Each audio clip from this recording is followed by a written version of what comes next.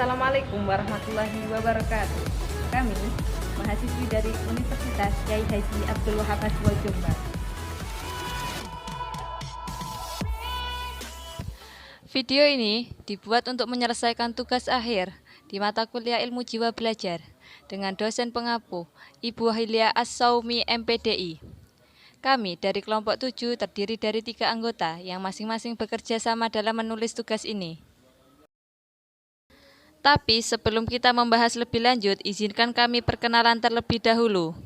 Risalatul Mu'awanah, NIM 20010119111. Qurratul Aini, NIM 20010111929. Dan saya sendiri, Rizka Wulan Rahmadianti, NIM 20010111935. Video presentasi kali ini kami membahas tentang teori belajar humanistik. Jadi, di sini saya akan membahas tentang pengertian teori belajar humanistik. Apa sih teori belajar humanistik itu? Pengertian dari teori belajar humanistik adalah suatu teori yang mengedepankan bagaimana cara memanusiakan manusia. Diharapkan bagi setiap individu atau manusia dapat mengaktualisasikan dirinya sendiri di dalam lingkungannya. Lalu bagaimana cara mengaktualisasikan diri di dalam lingkungannya itu? Setiap individu mempunyai kebebasan dari dalam dirinya sendiri maupun dari pihak eksternal atau pihak luar. Teori belajar humanistik ini beranggapan bahwa proses belajar lebih penting daripada hasil belajar itu sendiri. Selain itu, teori belajar humanistik ini memiliki 2 aspek. Yang pertama ada aspek kognitif dan yang kedua ada aspek afektif.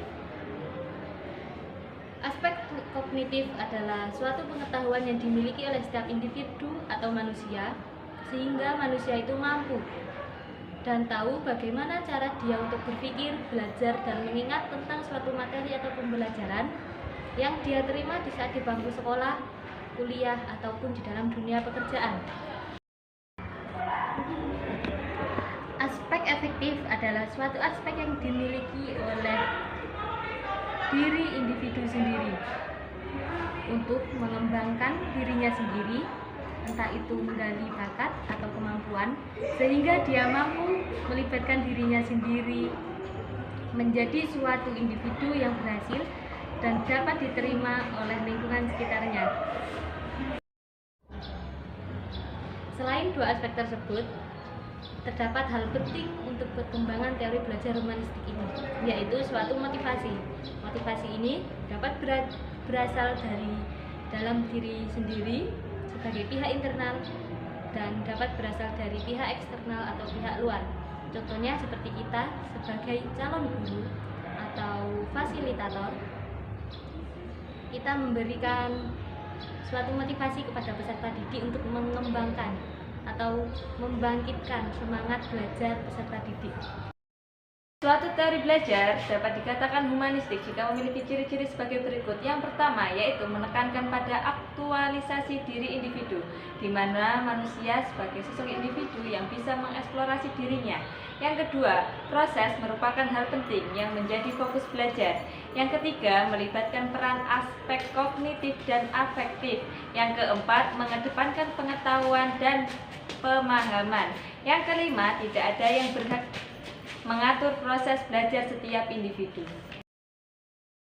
Pada prinsipnya, tujuan teori belajar humanistik adalah memanusiakan manusia sehingga seorang individu bisa lebih mudah untuk memahami diri dan lingkungannya untuk mencapai kualitas diri. Jika merujuk pada tujuan ini, seorang pendidik harus mampu mengarahkan tanpa ikut campur terlalu dalam proses pengendalian diri peserta didik, sehingga diharapkan bisa mencapai tujuan pembelajaran. Selanjutnya, manfaat dari teori belajar humanistik yang pertama, membentuk kepribadian, hati nurani, perubahan sikap yang lebih baik. Yang kedua, membiasakan hal-hal yang bersifat demokratis, partisipatif, dialogis, dan humanis. Yang ketiga, menumbuhkan suasana pembelajaran yang saling menghargai pendapat. Yang keempat, merasa senang, bergairah, berinisiatif dalam belajar. Yang kelima, mampu meningkatkan keinginan belajar individu. Jadi, kesimpulan dari teori belajar humanistik adalah suatu teori dalam pembelajaran yang mengedepankan bagaimana cara memanusiakan manusia, serta peserta didik mampu mengembangkan potensi dirinya. Teori belajar humanistik bermanfaat untuk mengedepankan hal-hal yang bersifat demokratis, partisipatif, dialogis, dan humanis. Dan teori ini paling menghargai peran aktif peserta didik. Penerapan atau aplikasi teori belajar humanistik ini tercermin dari peserta didik yang berperan sebagai pelaku utama yang memaknai proses pengalaman belajarnya sendiri. Sedangkan guru sebagai fasilitator atau pendamping dan motivator dalam proses pembelajaran. Mungkin cukup sekian video presentasi dari kelompok kami. Kami dari kelompok 7 mengucapkan terima kasih buat kalian sudah menonton video ini. Jangan lupa like, comment, dan subscribe. Thanks for watching and see you. Wassalamualaikum warahmatullahi wabarakatuh.